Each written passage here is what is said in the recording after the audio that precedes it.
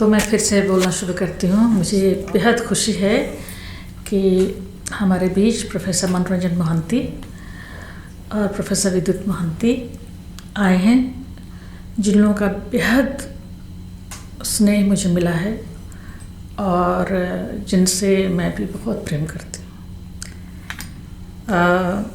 मृदुला जी आप आएँ, उसके लिए भी मैं बहुत तहे दिल से आपको धन्यवाद देती हूँ। आप जान रही हैं कि ये किताब आपको समर्पित है, apart from other two women poets whom I consider as milestones। मेरी अपने लेखन की यात्रा बेहद गहरी रही है। I have never taken poetry lightly ever।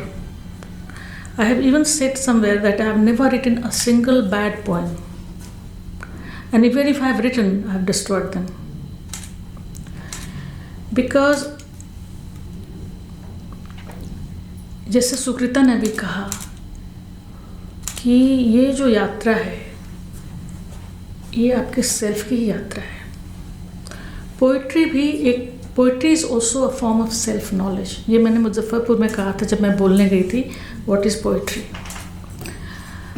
और पोइट्री को डिफाइन करने के लिए बहुत बड़े बड़े लोगों ने कोशिश की है। अगर वेस्टर्न वर्ल्ड में जाइए तो प्लेटो से लेके अरिस्टोटल ने तो पूरी पोइटिक्स पे किताब ही लिख दी।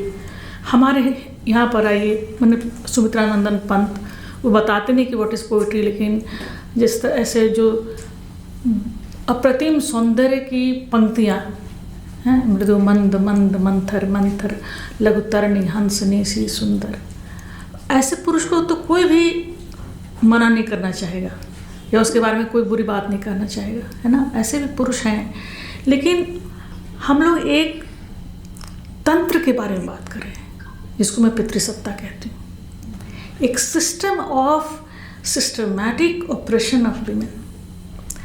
ये जो पितृसत्ता है उसको 10 लोग प्रैक्टिस ना करें बट 10,000 लोग करेंगे, और यही अभी भी हमारे समाज का स्ट्रक्चर है। उस समय फेमिनिस्ट पोइट्री, मैंने कभी नहीं कहा I am a poet, I always said I am a feminist poet. उससे बहुत सारे लोगों को दिक्कतें हैं, लेकिन वो दिक्कतें भी धीरे धीरे साफ़ हो जाएंगी। जैसे कि इस किताब में मैंने क्या क्या किया है। एक तो मैं बहुत शुक्रगुजार हूँ कि रोहिणी जी, सुकृता, सुधा जी और अंत मेरी प्यारी अदिति ने भी बहुत सारी बातें कही हैं जो they are all true, but there is so much more and I would like to talk about it. पहला काम, जो पहली बात अपने बारे में कह सकती हूँ ये है कि it's a damn serious thing for me, and I have always try to write what I call, अभी तो कहा नहीं, पहली बार ये बात बता रही हूँ कि लोग एकदम भड़क से जाते हैं। I am writing feminist conceptual poetry. इसमें कोई भी शब्द ज़ाया नहीं है, कोई सेंटेंस बेकार का नहीं है, कोई थॉट रैंडम नहीं है, लेकिन पोइट्री डिमांड करती है spontaneity. You have to be spontaneous. तो अभी इस किताब में क्या हुआ है वो ये भेद है इसका कि अब तक जो भी मैंने किताबें की दे were about concrete reality. Really मेरे पहले संग्रह में नाम लेके विमला की यात्रा, सुप्रिया रोती है, यू नो, याद रखना नीता, ये सारी चीज़ें मैंने नाम लेकर के कविताएं लिखी हैं। इतना कॉन्क्रीट उनको बनाया है, नॉट जनरलाइज्ड इट। हाँ, तो एक नीता नहीं होगी, 1,000 करोड़ नीता हैं। एक अकेली सुप्रिया नहीं है, लाखों लाखों सुप्रिया हैं। तो वो जो डबल मूवमेंट है मेरी पोइट्री की, वो उसमें है कि जो कॉन्क्रीट और ट्रांसेंडेंट, ये जो दोनों हैं वो वोवन हैं, उनको मैंने वीव किया है। और एक बहुत ख़तरनाक किस्म का काम है जो एक डिसिप्लिन फिलोसॉफिकल माइंड से वो चीज़ बन पाती है, नहीं तो नहीं बात निखर जाए, भाषा उसको नहीं बर्दाश्त कर सकती, उसको कैरी नहीं कर सकती है। तो एक तो वो हुआ। उसके बाद जो दूसरा चैलेंज था वो था स्त्री की भाषा। कोई भी मानने के लिए तैयार नहीं था कि स्त्री की कोई भाषा हो सकती है। जब मैंने नींद थी और रात थी लिखी। एक अकेला व्यक्ति, वो भी पुरुष, जिसने इस बात को समझा, उनका नाम है सुधीश पचौरी। और वो लगातार मुझ पर लिखते रहे। बाद में अपना दूसरा कुछ काम कर रहे हैं, now is not so much interested what I am writing, but initially वो दयाल सिंह कॉलेज में उस वक्त मैं पढ़ाती थी, और वहाँ पर कॉलेज ने एक आयोजन किया था उस किताब पे। उसमें रेखा अवस्थी भी आई थी, शी स्पोकन एक्स्ट्रॉर्डिनरीली वेल। तब मैं रेखा जी सोचती थी कि एक्टिविस्ट हैं, that I realise that she is a deep scholar. वहाँ पर उन्होंने कहा कि ये जो कविताएं आपने संभव की, ये तो पहले हिंदी में थी ही नहीं, और वो इसलिए नहीं थी कि कोई स्त्री भाषा नहीं थी। जैसे जो रात का सौंदर्य है, उसका जो अंतस है, स्त्री के सौंदर्य और उसके अंतस से मिली जुली चीज़ें ये सब। उनको कहने के लिए वो अंतस पुरुष कहाँ से ले आएगा? चाहे वो कितना भी करुण हो, कितना भी स्त्रीत्व उसके भीतर हो, वो नहीं ला सकता है। इसके लिए एक स्त्री की भाषा चाहिए थी। जब वो हो गया, वो किताब बहुत पसंद की गई, बहुत उसका इम्पोर्टेंस है। तब मैंने एक संग्रह में लेके आई स्वप्न समय। स्वप्न समय में एक शिल्प मैंने ईजाद किया, बनाया अपने, मैं दूसरों के लिए नहीं जानती, बट मुझे अपने कर्म के लिए मुझे एक शिल्प भी चाहिए थी, जिसमें नैरेटिव पोएम्स, लंबी लंबी कविताएं। और मुझे बार बार कहा जा रहा था कि लंबी कविताएं कोई नहीं पढ़ता, लोग ऊब जाएंगे। ऐसे ही कविता से लोग उबे हुए हैं। मतलब इतनी सारी हतोत्साहित करने वाली बातें मुझे बार बार कही गई। यहाँ तक कि पंकज सिंह और उनकी पूरी मंडली थी, वो जो लोग प्रोग्रेसिव पोइट्स थे, वो सब घबराने लगे कि मैं क्यों ये सब कर रही हूँ। और मैं पब्लिकली आज कहना चाहती हूँ, नामवर सिंह मेरे घर बहुत आते थे, और उन्होंने ऐसी एक बात कही कि जब एक चौड़ी सड़क हम लोगों ने बना दी है, progressive poets and writers and critics, तो तुम एक पगडंडी क्यों तैयार कर रही हो? तो मैंने बहुत हम्बली नामवर जी से कहा कि नामवर जी, ये एक चौड़ी सड़क बन जाएगी एक दिन, ऐसा मुझे लगता है और मुझे विश्वास है। देन आई रियलाइज कि what all I need to do. मुझे तो ना सिर्फ भाषा ही नहीं, मुझे तो शिल्प, मुझे तो सब कुछ इधर तैयार करना होगा, क्योंकि ऑब्वियसली हम उन्हीं के घर में हैं, तो वो कहेंगे ना कि किराएदार की तरह तुम हमारे घर में हो, हमारी चीज़ मानो, हमारी बात मानो, तुम अपना क्यों बना रही हो इसमें छोटा सा कमरा। लेकिन मैं तो, उनको पता नहीं था कि मैं तो कमरा नहीं बना रही थी, मैं पूरा महल बना रही थी। एनीवे, तो स्वप्न समय में ये नैरेटिव, जो नैरेटिव स्ट्रक्चर चाहिए फेमिनिस्ट पोइट्री के लिए, वो मैंने क्रिएट किया। और जब मैं उसमें गई तो जो विधा, जो जॉनर मुझे सही लगा, वो था मैजिकल रियलिज्म का। मेरी कविताओं में बहुत मैजिकल रियलिज्म है, और जैसे ही वो मुझे मिला, मुझे एक जगह मिल गई जहाँ मैं खड़ी होकर के ट्रूली फेमिनिस्ट इमेजिनेशन कर सकूं कविता के लिए। तो वो इमेजिनेशन रोमांटिक इमेजिनेशन नहीं था, वो एक फेमिनिस्ट कॉन्क्रीट रियलिटी का इमेजिनेशन था, यह है, जिसके बारे में बार बार सुकृता कह रही हैं कि कॉन्क्रीट है ये कविताएं। एक शरीर है और उसमें एक वासना जैसी चीज़ है जो इतनी एब्स्ट्रैक्ट है कि उसको बार बार बर्बाद कर रहे हैं पुरुष, बार बार उसको अपने लायक सेक्सुअलाइज कर रहे हैं उसको, जबकि स्त्री की वासना पूरी प्रकृति की वासना है। आप बताइए पूरी दुनिया चलती कैसे है, ये प्रकृति चलती कैसे है? एक जीव जन्म लेता है और मरने तक उसका पालन पोषण कौन करता है? इसी धरती पर एक चींटी रहती है, इसी धरती पर एक हाथी रहता है, दोनों जीवन जी रहे हैं। एक पेड़ का अपना जीवन है। ये सारी चीज़ें इसमें आती हैं। तमाम जीव जंतुओं के बारे में मैंने बात की, यहाँ तक कि ऐसा अगर माना जाए कि इन सबको किसी ईश्वर ने बनाया, तो उसको भी मैं लेके आती हूँ यहाँ पे, और उसको भी मैंने ह्यूमनाइज किया है, उसको भी सोच जाना है। ट्रक चला चला के थक गया है, इस विश्व को चला के, इस सृष्टि को चला के, यू अंडरस्टैंड? सो ये जो वासना है, ये स्त्री की वासना है, इसको बताने के लिए इस किताब की रचना हुई है। और स्त्री की वासना कोई मामूली चीज़ नहीं है जिसको पुरुष जानता है। इसको स्त्री भी ठीक से नहीं जानती है। That's right. That's the real thing.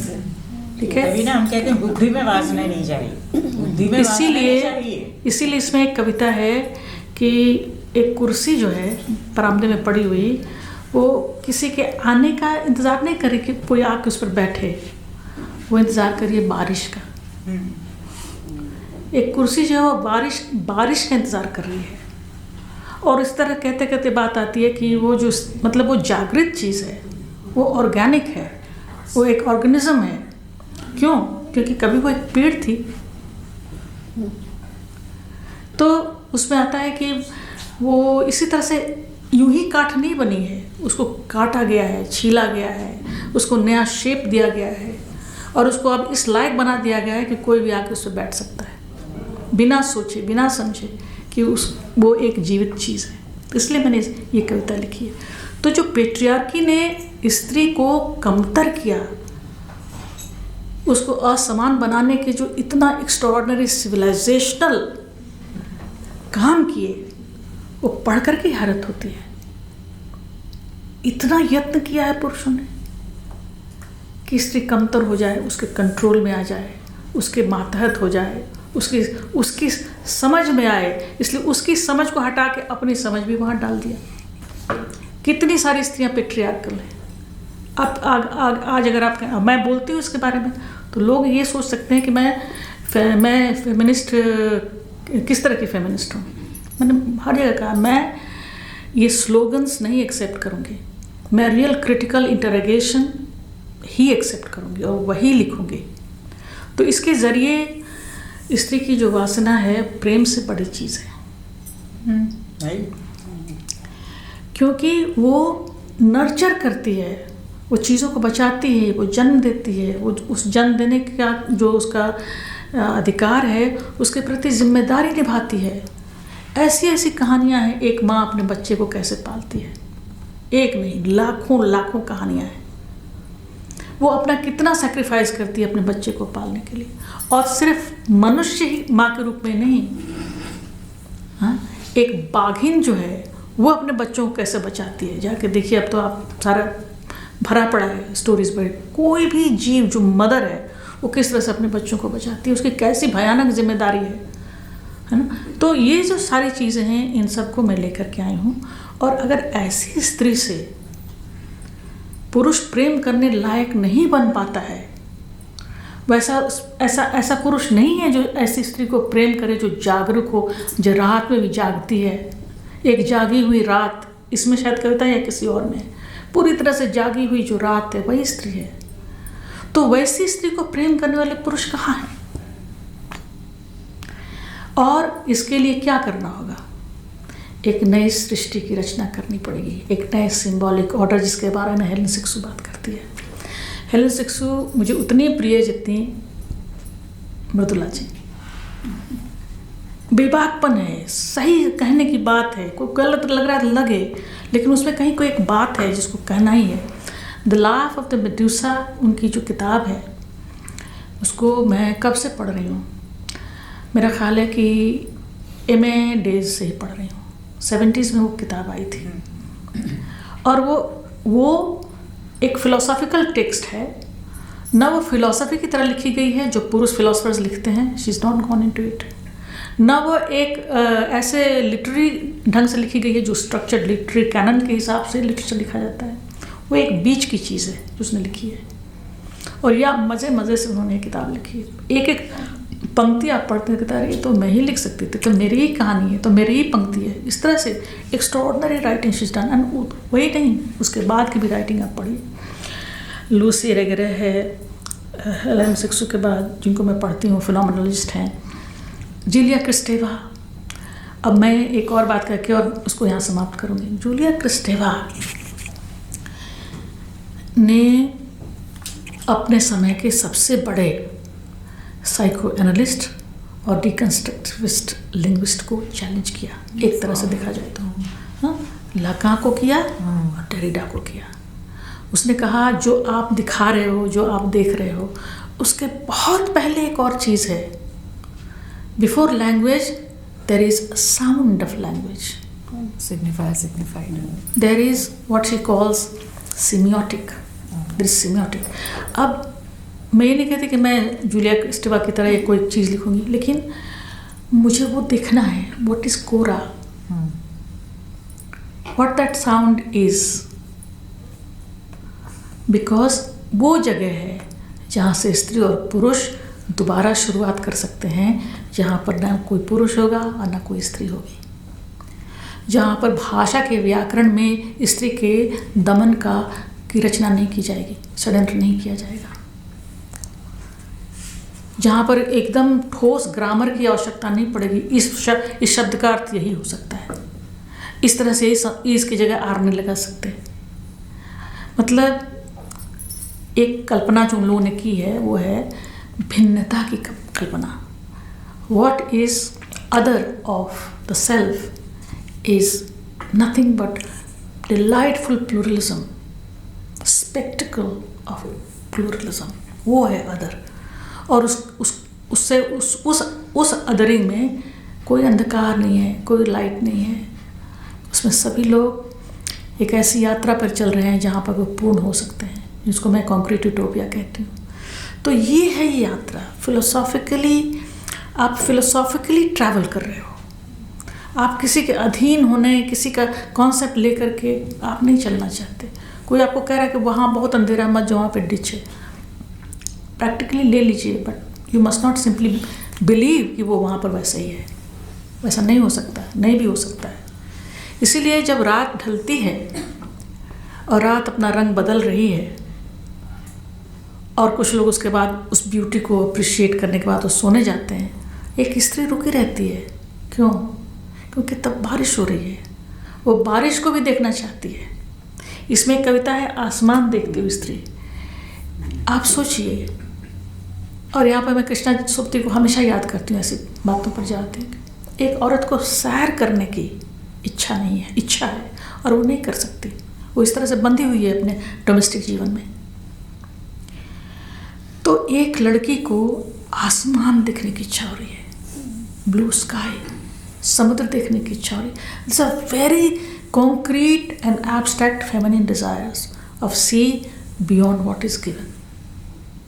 तो ये है सब कुछ जो इस किताब में है, जो मैंने तरह तरह से कहने की बात कही है, और जिसमें एक सख्त सेंटेंस भी है कि स्त्री का हवा के साथ संबंध किसने तोड़ा, हवा खोरी का सुख किसने लूटा, बारिश देखने के लिए समय कौन नहीं देता उसको, अपने शरीर के अंदर जागृत अपनी वासना को समझने के लिए कौन उसको लांछित करता है, चरित्रहीन कहता है। उसका सेल्फ रह ही नहीं गया है, वो कैसे महसूस करे, उसके लिए न उसके पास भाषा रह गई है, न उसके पास सेंसिबिलिटी रह गई है। उसके अंदर एक झूठा सा संसार भर दिया गया है, जिसमें भय है, जिसमें शर्म है, जिसमें अज्ञानता है, और उसको आप कहते हैं स्त्री, अच्छी स्त्री। मैं ऐसी स्त्री से छुटकारा चाहती हूँ अपना और दूसरों का भी। मैं एक स्त्री जैसी हूँ वैसे, हाँ, छुटकारा चाहती हूँ उसके व्याकरण से, उसकी भाषा से, उसके सिंबॉलिक ऑर्डर से, उसके प्रोडक्शन प्रोसेस से, रिलेशन से, इस कैपिटलिज्म से मैं बाहर जाना चाहती हूँ। और इसमें एक दो ऐसी कविताएं हैं कि जिसमें हंसती हुई 7 लड़कियां जो हैं वो इस अचानक पाती कि इस भाषा से वो बाहर चली गई हैं और खूब तेज़ बारिश हो रही है, और जो पोएट है वो इस चीज़ को देख रही है कि चली गई सब बाहर, अब क्या इशारा हो रहा है। अच्छा, तो वो इमेजिन करना, इस कविता में, इस संग्रह में मैंने वो कुछ इमेजिन करने की बात कही है कि हम बाहर जा रहे हैं सिंबॉलिक ऑर्डर से, और देखो क्या ब्यूटी पैदा हो रही है, क्या सौंदर्य पैदा हो रहा है, क्या सेंसेशन है इस शरीर में, इस दिमाग में, इस आत्मा में, and this is what it is. यही मैंने इस किताब में करने की कोशिश की है। शुक्रिया।